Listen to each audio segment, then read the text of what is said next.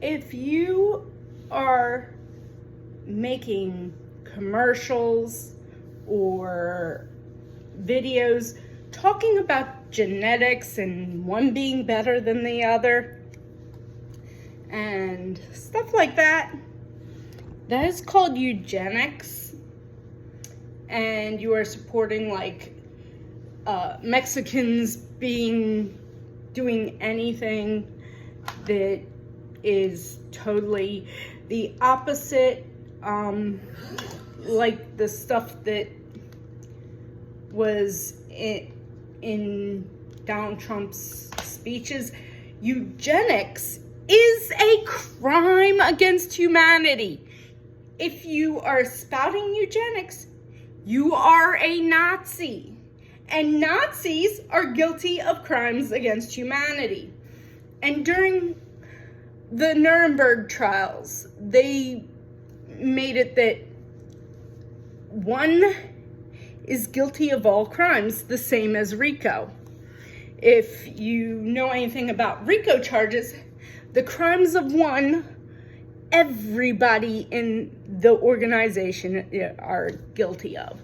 Like, if one's the boss, but they're not actually murdering people, they're just paying people to murder people, they're still guilty of the murder. If other people are committing robberies, they're still guilty of the robberies. You are guilty of the crimes of all. Little history. They declared that Nazis are pirates during the trial of Adolf Eichmann.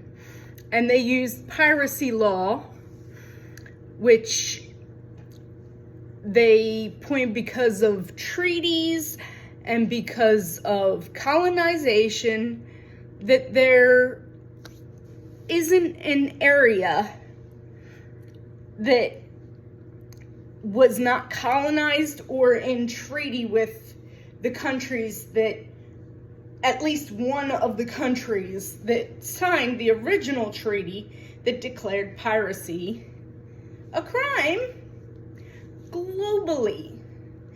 Like England, Portugal, France. So you've either signed a treaty with them, or you were colonized by one of them, or in some way linked. So they declared during the trial of Adolf Eichmann that piracy can be any country, any government can arrest you anywhere in the world and try you anywhere in the world for crimes committed anywhere in the world. And as piracy is a death penalty offense, according to the original treaty, which was signed by Queen Elizabeth I,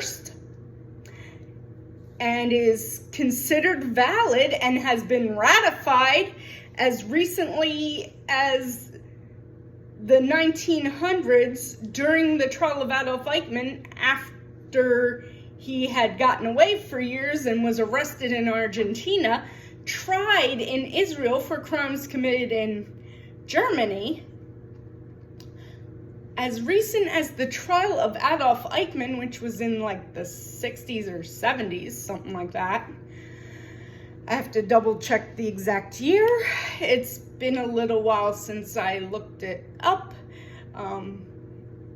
I look up a lot of things. I can't remember every detail of everything. You can also watch the Explained on Netflix.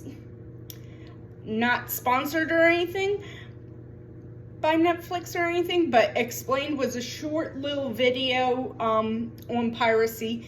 It explained some of this, and very well, very fast. I'm not going to go into anything because beyond mentioning them, because they did very well, and I'm not going to plagiarize. But I will put the gist that you can be arrested anywhere for crimes committed anywhere. And there's no, and it's globally deemed that the Nazis were pirates under international law, which piracy and RICO were similar also in that one person can be tried for crimes of all of them, even if it's like the getaway driver at somewhere. Like, for instance, that would be everyone in a crime scene would be guilty for a theft or something, or if you are it's called felony, I'm trying to remember, felony murder. If you are the getaway driver and you were committing a crime, so Nazis, similar to, this is another law that would be similar within America, and America was also, all of the Americas were deemed part of the piracy law, but another American law that is similar is felony murder. If you are in committing a felony, like a theft, you are the getaway driver at a convenience store robbery. You are just sitting in the car, you let them go in, and they're committing the robbery, and you're just there to sit in the car with your foot on the pedal to drive away as soon as they get in the car. Somebody goes in. You have two people going in. The person behind the counter has a gun, shoots them. In the middle of committing a felony, a theft is a felony, a robbery, and they die. The other one gets in the car with you and you all drive away, or you drive away as soon as you hear a shot. You are actually still guilty of felony murder, even though it's the victim protects themselves and their property and kills your friend that you were in cahoots with, that you were working with. The person who wasn't planning to have anything to do with harming anybody, they were just going to steal some money, they were just the getaway driver and we're going to share some of the money, they are still guilty of felony murder for a co-conspirator's death. That is why everybody who is in the January 6th Capitol was guilty of Ashley Babbitt's death. They are the ones. If they were like just taking people there to commit the crime is a felony, and when you commit a felony and anybody dies, whether it's a co-conspirator, someone else like Ashley Babbitt was justly killed by a heroic member of the service of our police, Capitol Police, who helped save the lives, as they had every right to believe these people were going to murder our members of Congress. They were, and the current vice president at the time of January 6th, which was Mike Pence. There was every right to believe they were there to commit murder. So, none of them were charged with felony murder, ironically.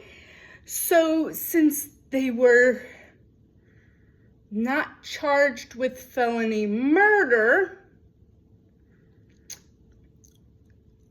was felony murder included in the pardon? Can they still be charged because it's a different charge? Same, because you can charge someone with a crime when they were charged with a different crime at the same exact time. And murder is not a crime that can be statute of limitations. That ends the statute of limitations. So felony murder can still be charged no matter when it happens. So felony murder, and as such, that there are crimes that are indeed quite serious, as murder charges have already been committed, and maybe more. Any deaths with the different immigration things would also be part of it, with the Nazi rhetoric and the Nazi policies, the deaths of women with the anti-abortion policies, which were indeed part of Nazi Germany policies. Your policies are directly taken. All the Republican policies are directly taken from Nazi Germany. The words and the policies match. You are Nazis. And because you are Nazis, I mean, the policies, everything matches. The words, everything is from Nazi Germany. So you are guilty of the entirety of the Holocaust. There is no going back. Anyone who is part of the Republican Party at this point that hasn't turned on them, like, especially by the time Trump got in there. So the only people who are the ones who turned on them, like Liz Cheney, that are fighting. A few other ones. But the people who are fighting are the only ones who are not guilty of crimes against humanity and can escape. The woman who took her punishment and went to jail and was like, this was wrong, and an older woman who was at the Capitol ended up being pushed in, and she only got to the entrance.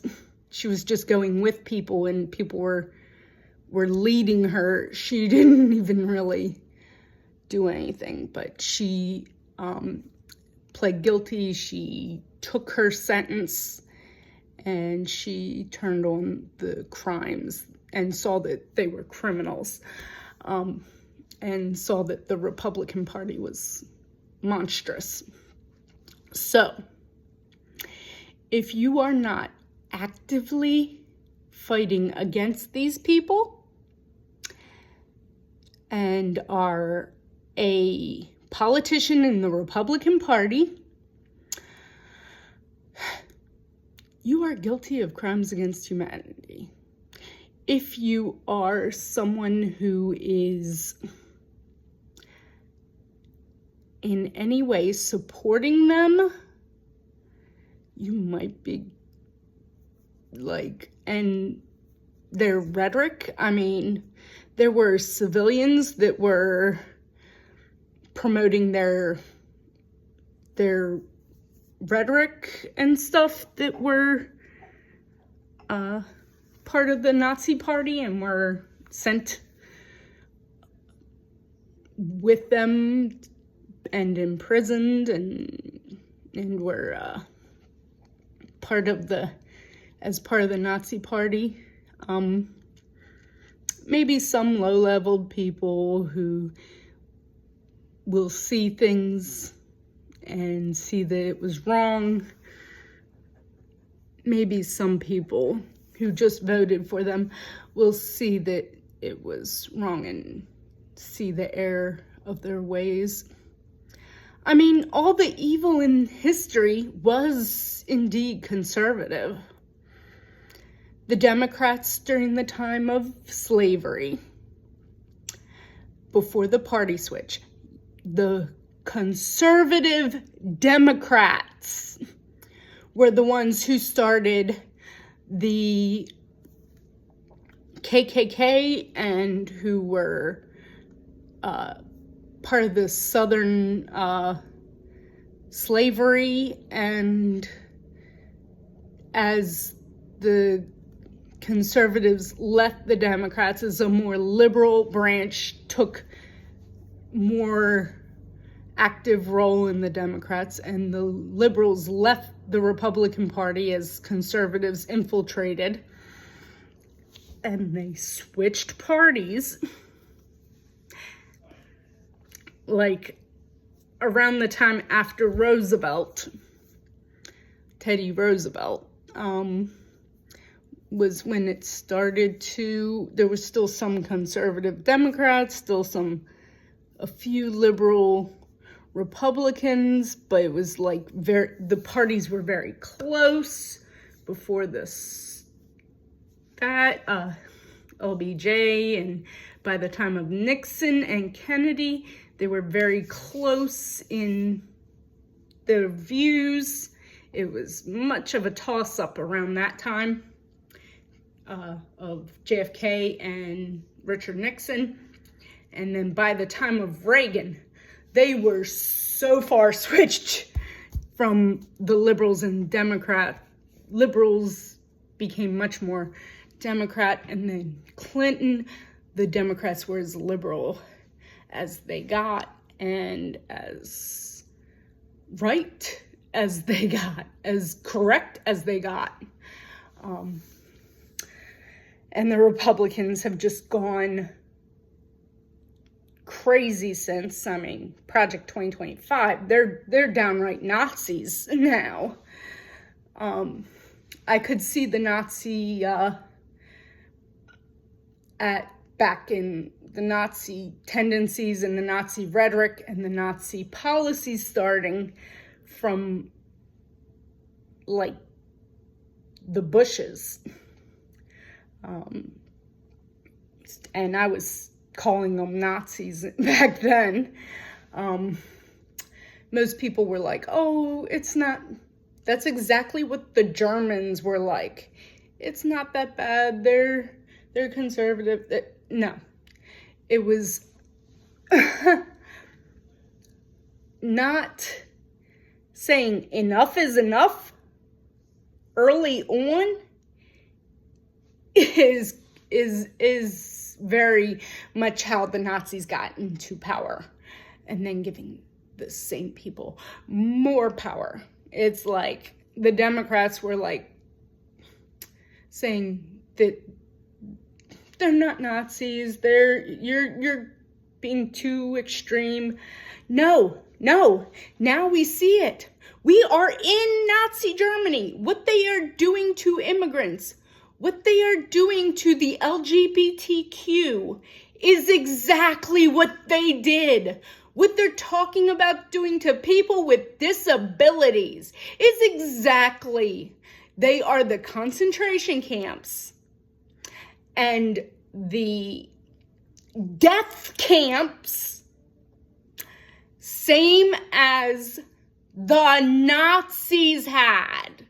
In fact, in California, the Republican candidate puts his face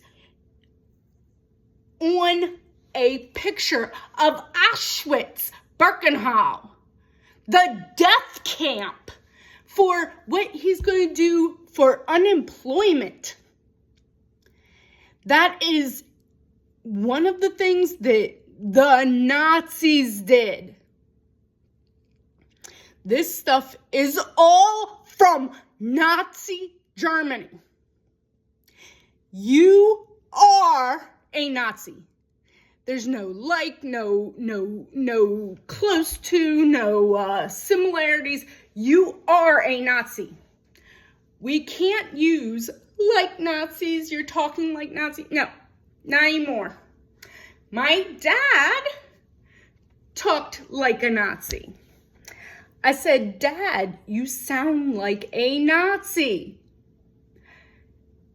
He tried to I wasn't on the best of terms with my father.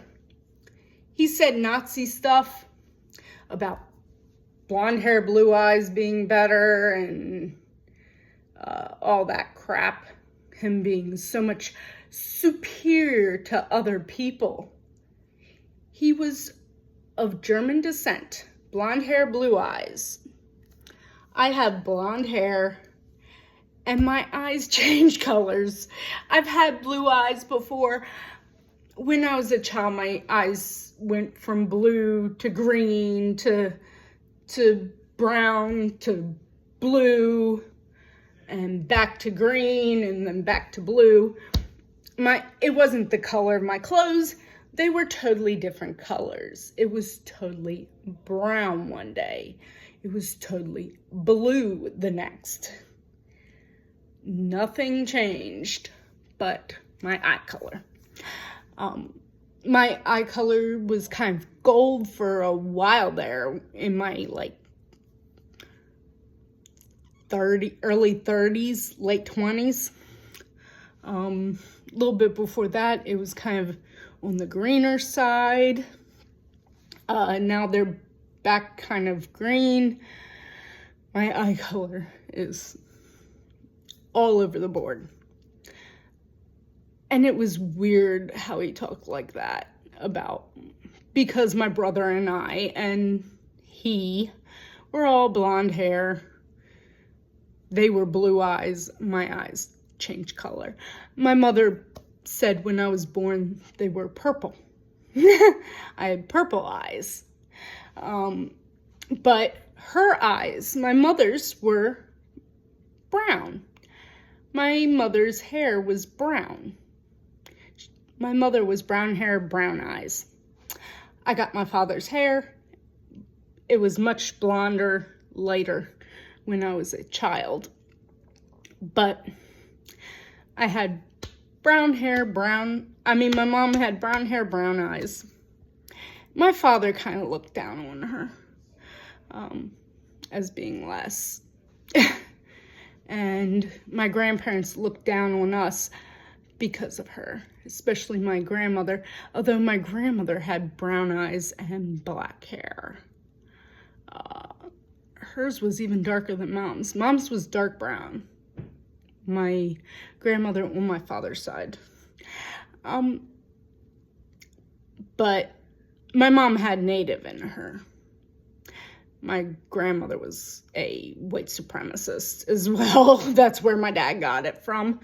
My grandfather, ironically, who was where he got the blonde hair and blue eyes from, who's literally the son of German immigrants. My grandfather was the son of 2 German immigrants. In fact, his father, after his mother passed, did go back to Germany. All the children stayed here as American, as they were all born here in America and had families. But after my great-grandmother passed, my great-grandfather moved to Germany. So, my family is quite German. My mother's maiden name was Buxenstein. My maiden name is Netzer. So, and my grandfather's mother's maiden name was Rust. Spelled Rust, but pronounced Rust. Sophie Rust Netzer.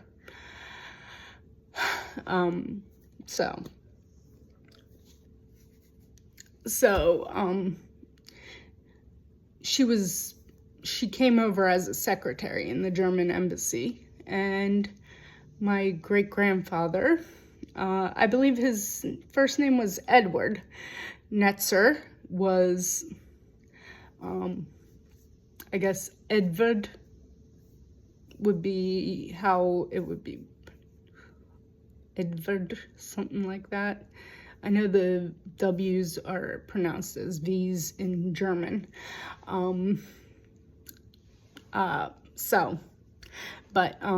My grandfather's father went back after. His name's on the tombstone. My grandparents, my father's parents were both buried in the same cemetery as my grandfather's mother. So, it's in Maryland, northern Maryland. So, I've been to the cemetery a few times.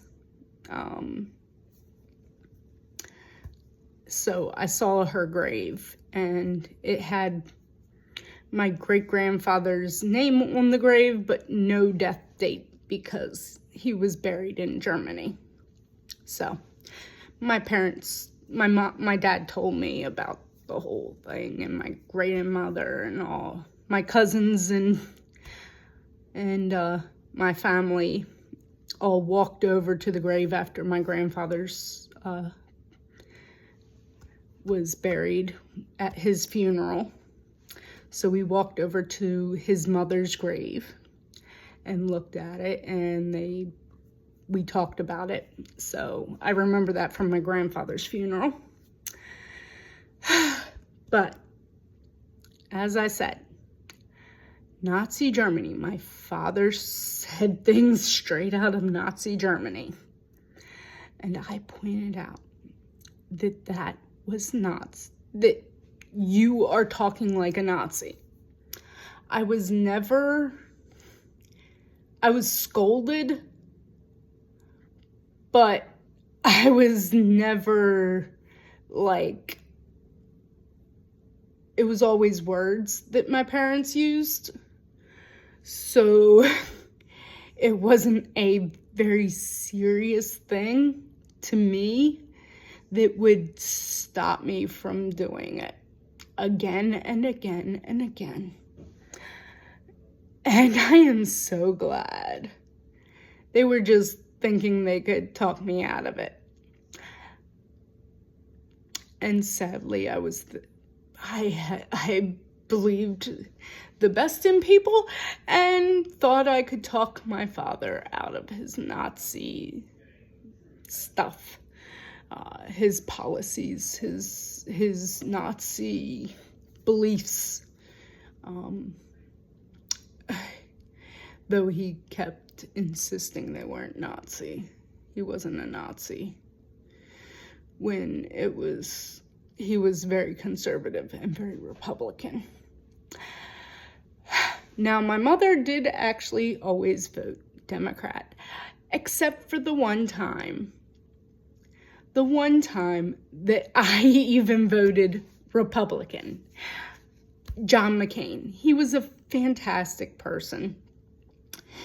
And I didn't vote for Obama because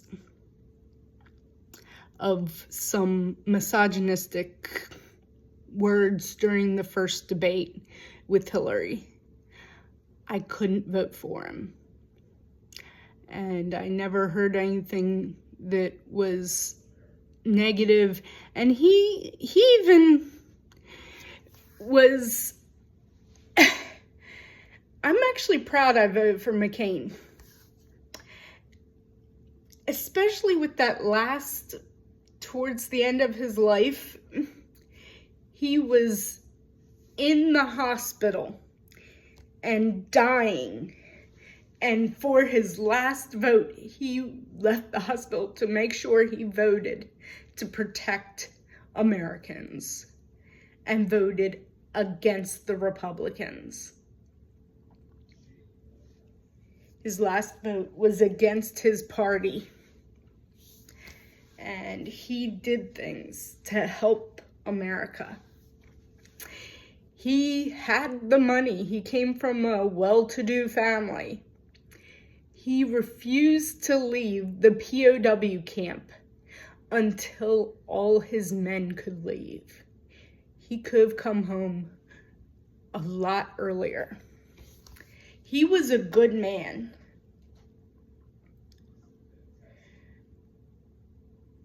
We need people like that in the Republican Party that stand for something.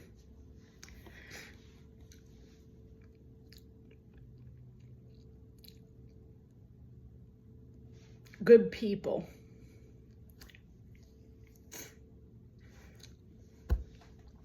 But my grandfather, if he wouldn't have, he'd be 106 now. 106. My grandmother would be over 100 if she was still alive. So, they lived long enough. My grandmother was 96. And she would be 102, something like that now. It's been like 6 years, I think, 7 years. 102, 103. My other grandmother passed away a few years ago. She would have been she died in 2020, so 5 years ago. She would probably be in her 90s, I think. She was in her 80s, so she'd be close to 90 or 90s.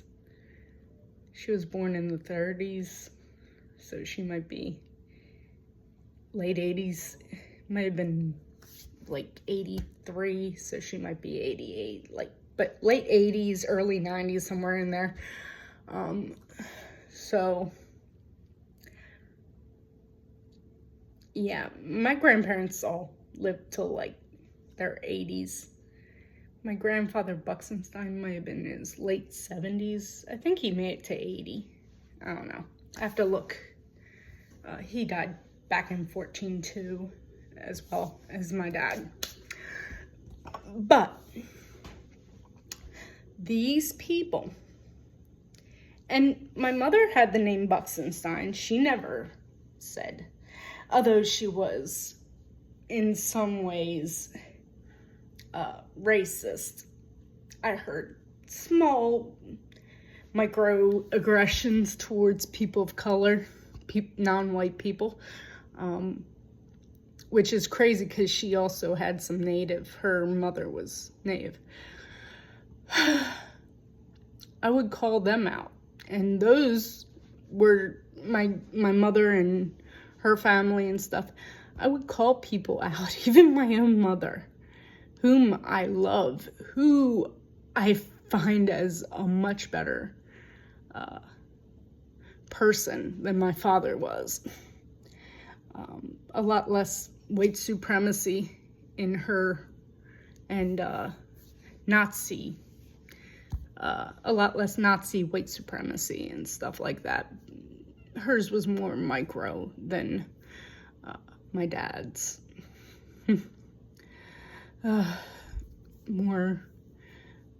Was more, and I think, I pray that I might have gotten through to her in a point with one of the last conversations, because she kind of was when I told her I had been educating her for years. God, it took so long.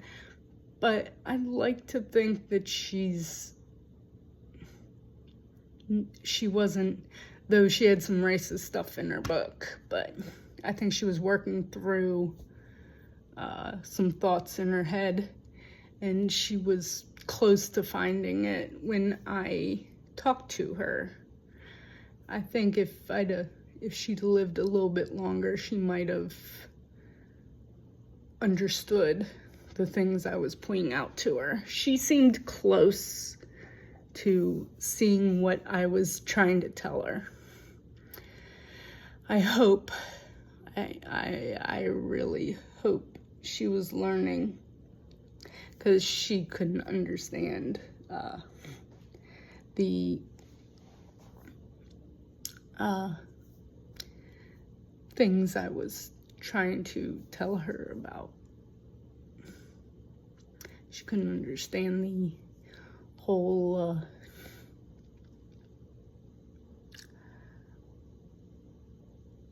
truth. But I loved that woman. She was very good.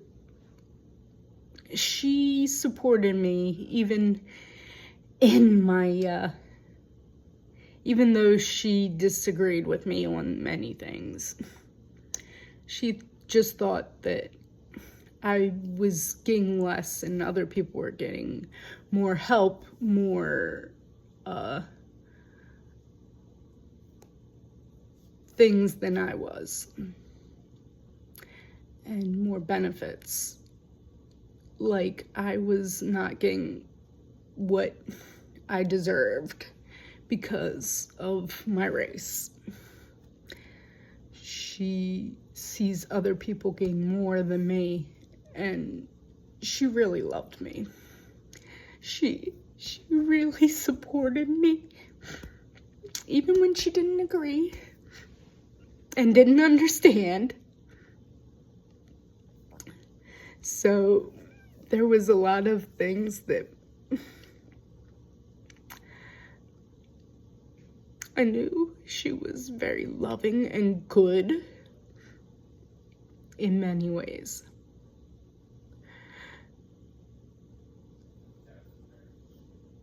She was my rock.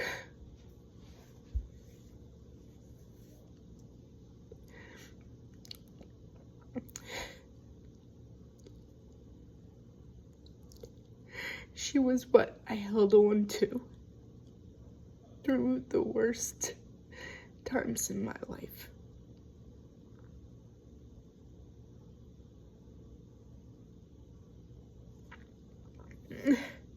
If you watch this long, oh my God. I'm pretty sure everybody's gonna turn it off at the beginning. No one's gonna watch this long, but thank you if you did. So much. And my brother. I tried so long.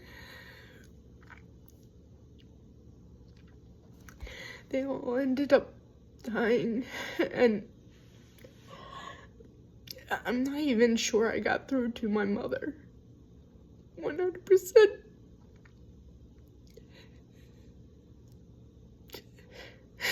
The truth. I can't let this happen. I've lost so much. I have to protect everybody. The future. I can't allow the Nazis to come back.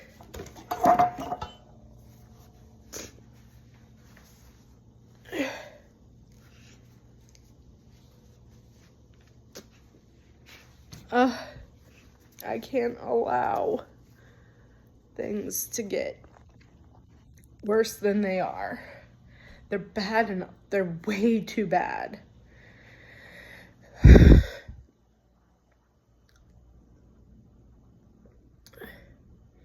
We need to fight. The Black Rose Resistance is here to fight, to protect people.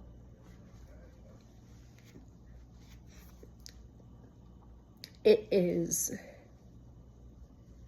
necessary that we fight. We can't allow Nazis to take over our country. It is time for us to take it back. It is time to fight. It is time for justice.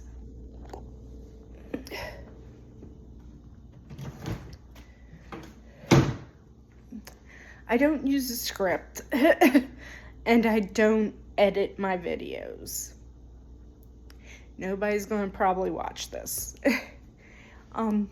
If you put in the comments what you do, would be appreciated. If someone actually made it this far, comment, like, do all that stuff. If you see it this far, tell me, because nobody makes it all the way through my videos. Even my shorter videos, I don't believe anybody. I mean, I have like less than 50 subscribers on here. But like, follow, comment, all that. If you support anti-Nazi, anti-fascist, if you support the LGBTQ, if you support justice and love and righteousness, not the Christian righteous, self-indulgent, self-centered righteousness of the Christian church as a organization, but the real righteous rightness of things. If you support freedom of religion and freedom of speech, justice and light and anti-fascism, if you support all the goodness of people and the goodness in yourself, like, follow, subscribe, comment, all that. Share this with a friend who you believe in. Spread this to someone who you care about and love and you want to believe in. Tell them you believe in the good in them. I know how negative this is, but really, if you've watched this, you're a good person. You're a very good person if you watched this. If you're against the evils that are happening in our country and in our world, the rise of right-wing propaganda, the rise of Nazi propaganda, commercials are now spouting eugenics. Eugenics in America is disgusting to even think of as something in America. It's heartbreaking. Just share, let someone know they are a good person.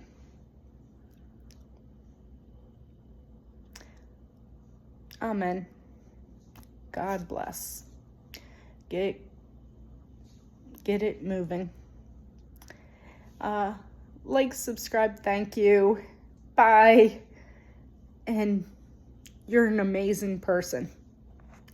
If you've done this, you're an amazing person. Follow the Black Rose. I'm going to put the link in my description to the Black Rose Discord. Support the Black Rose, which is a group of like-minded, good people. They're trying to make the world a better place.